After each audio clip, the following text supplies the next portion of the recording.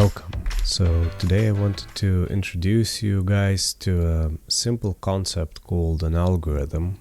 The algorithm embodies the basic principle of all of the computer science, and it also intertwines really into the core of BitByBit platform as a block itself. So it's quite easy also to explain the algorithm by using those blocks of code, and that's what I will do in this video. I hope to keep it short, and just the most maybe important definition of the algorithm says that the algorithm is a set of instructions that, given the input, will produce an expected output. So just by having this definition, you can begin seeing the pattern, sort of. I will just try to demonstrate it a bit for you.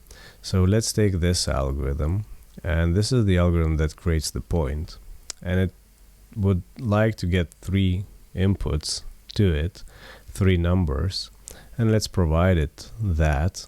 The numbers sit in this math category, and you can just drag and drop the numbers.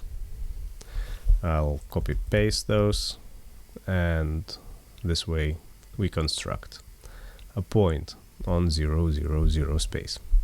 To know that it's really there, we can just draw it, and let's make it a bit bigger, and let's change the color to red so we could see it better. Okay, so it's now on the 0, 0, 0 space. We can also say that this point is higher, and we can just inspect that it's really there.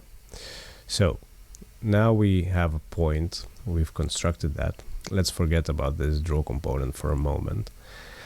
We know from basics of geometry that points can create lines, because the line is just a start point and an end point. So if you look at this component that we've just set into the canvas, it takes 2 inputs. It takes the point, and it takes a start point and an end point. So what we can do is just copy paste this component, and now we have 2 points. We can use them to make a line. So this line is of 0 length, as long as I will keep the coordinates the same. But if I say that I want to have a line that goes from 0, 0, 0 to 2, 2, 2, we will have a different kind of line. And if I play the script now, nothing happens because there are no side effects in this sort of algorithm, but we do have the output now that is a line.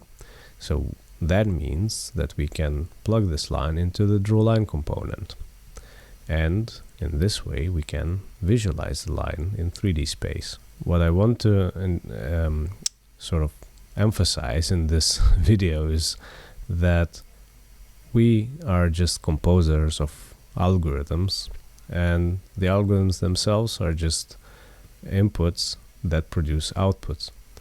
You see that here information flows from right to left, and even if we extend the script to more complicated things, like we could say, okay, we have this line and we would like to transform that line by moving it upward, we can use this transform line component. For it to work, we need to provide the line itself, so that's the first thing we do. And then for the transformation, we go to this transforms component, and we find the transformation that we want, and we can choose this one, move by X, Y, Z. And I will just make it a bit more simple to see. I'll put it 2 units higher, and if we execute this code, nothing will happen. But you have to understand that this transformation of the line component will produce another line that was now transformed, and we can plug it in again to the drawLine component. If we do execute this script now, you see that the line goes up. So voila, it's a really simple concept, I guess.